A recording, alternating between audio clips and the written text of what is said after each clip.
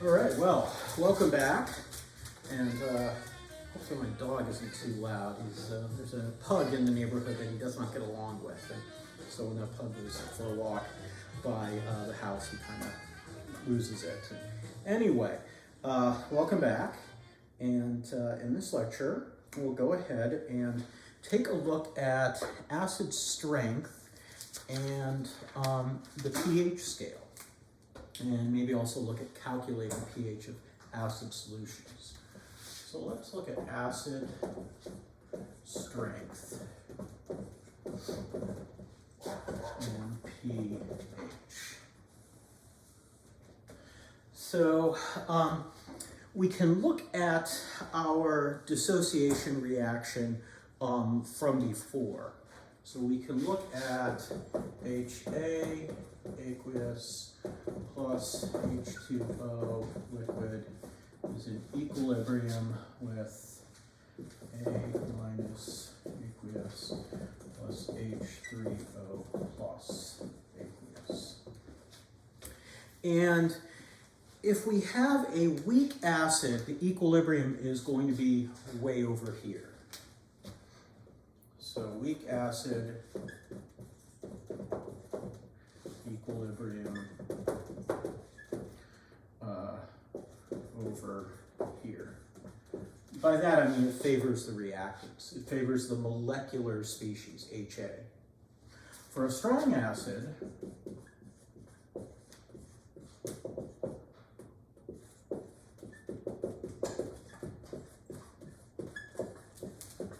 the equilibrium is on the product side. It's very heavily product favored. So typically, for a strong acid, Ka is much greater than 1. So for strong acids, Ka is much greater than 1. And then for weak acids,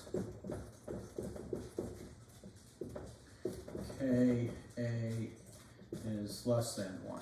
And Kas can be really small, 10 to the minus 10 for weak acids. Now, when we talk about weak acids and strong acids, really what we're looking at is we're comparing it to essentially to water.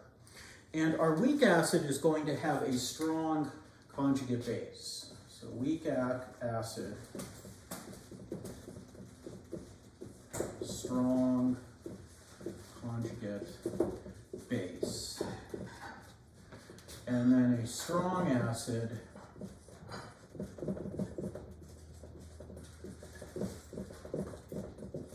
as a weak conjugate base. And these are both relative to water. So our idea of strong and weak is going to be compared to water. You'll see in Chem 12 that this gets expanded, and some of the things we think of as being strong bases, like hydroxide, are not nearly as strong as some bases that exist in an organic chemistry lab. Okay, so big K, much greater than 1, is a strong acid. Small K less than 1, is a weak acid. And again, equilibrium for weak acids favors the molecular species. Equilibrium for strong acid favors the dissociated species. And weak acids have a strong conjugate base relative to water, and strong acids have a weak conjugate base. Oh, there we go, weak conjugate base relative to water. Okay, so if you guys want to jot that down, I'll pause for a minute here. All right, let me erase. Now, before we start talking about pH, we should look at water again. Since we're doing stuff in aqueous solution, we always want to look at water. And in particular, we're going to treat water as an acid and a base. We call this process autodissociation.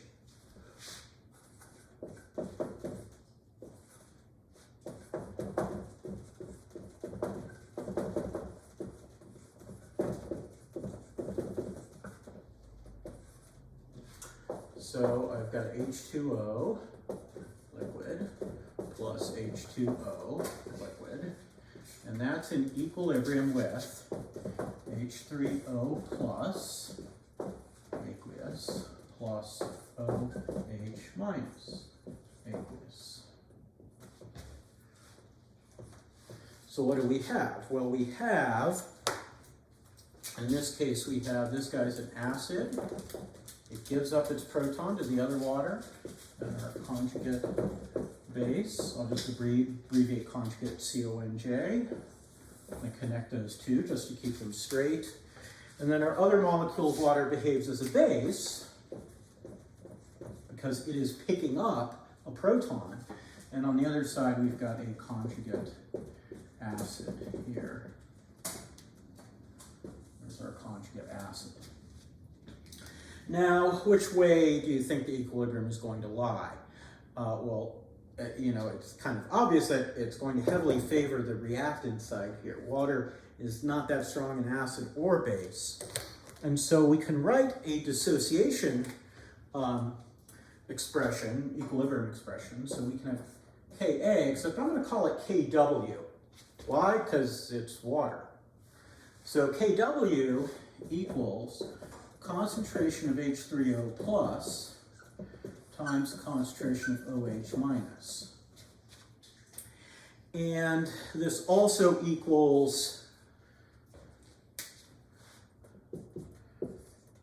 if you're doing the shortcut of just writing H plus for your protons instead of H3O plus, then Kw equals H plus concentration times OH minus concentration. Now for pure water at 25 degrees Celsius,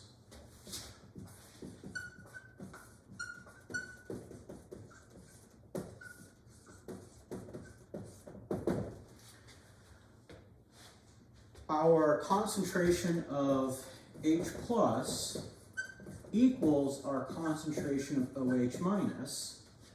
Well, it pretty much has to, because if the water is auto-dissociating, you know, whatever picks up a proton, the same amount has to give up a proton. So we're going to end up with equal amounts just by stoichiometry.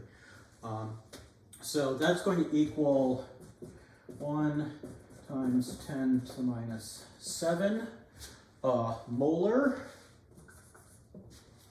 And Kw, and I actually have one decimal place here, but you know, you can consider it. I think it's more, 1.0 times 10 to the minus 7 molar. And then Kw equals 1.0 times 10 to the minus 14. And again, because it's an equilibrium constant, it has no units. All right, so we can treat water like an acid and a base and come up with this expression. Now you may be asking yourselves, or you may not be asking yourselves, I don't know, Dr. P, why are we doing this? Well, let me tell you why. Because we're going to talk about the pH scale. So if you want to jot this down, I'll pause for a minute. You can pause. All right. I guess that wasn't a minute, it was a second. Anyway, so let's take a look at the pH scale.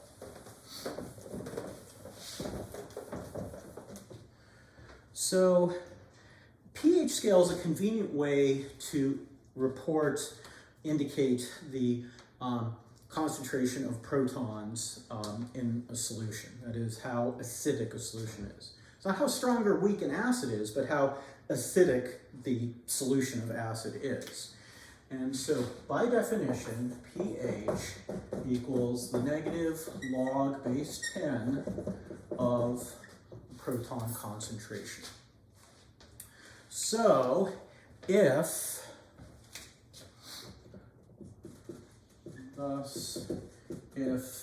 our H plus concentration equals 1.0 times 10 to the minus 7, pH equals 7.00. Note the sig figs. We gain a sig fig. When you take the log of something, the number of decimal places in your answer is equal to the number of sig figs in the thing you took the log of. There are mathematical reasons for that, which I'm not going to go into, though if you really want me to, I suppose I can. Ask your math teacher about that. We could also have POH. is the negative log of OH minus concentration. And we can also have pK.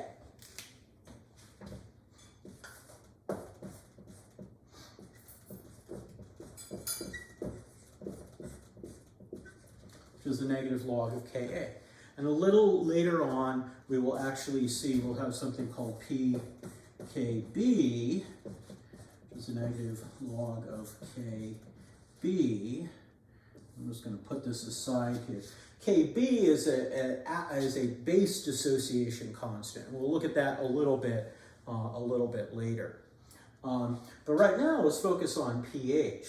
So, the reason for doing this is that our values of K and our values of H plus and OH minus concentrations can span many orders of magnitude.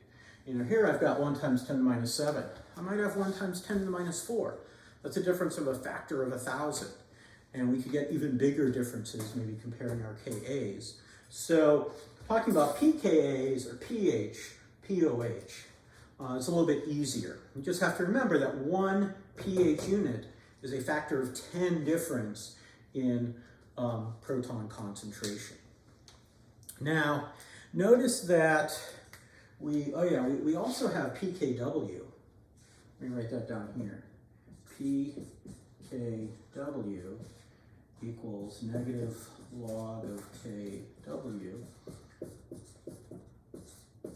It's 14.00 at 25 degrees Celsius for pure water.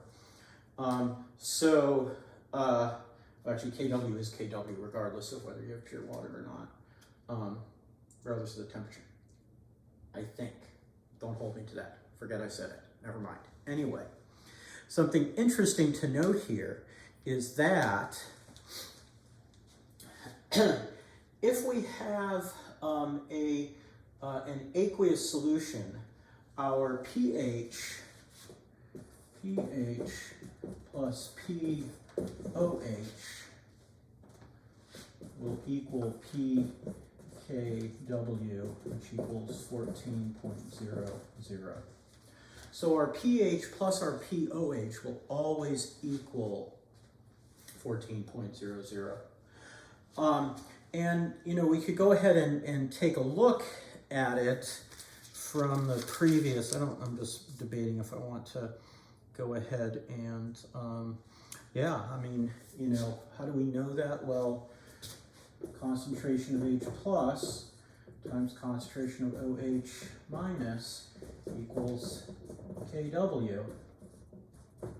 So if I take the negative log of this side, it becomes negative log of that plus negative log of that equals negative log of Kw. So we get this.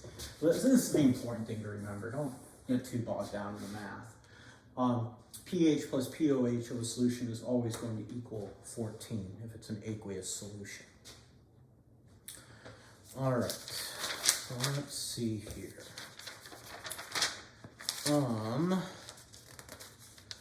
I think what I'm going to do is end this for today, and maybe I'll either record a video or just talk about it in the workshop, talk about calculating pH of acidic solutions. So we'll go ahead and work on that in the workshop. And in the meantime, I will meet you at the gray house with the white trim.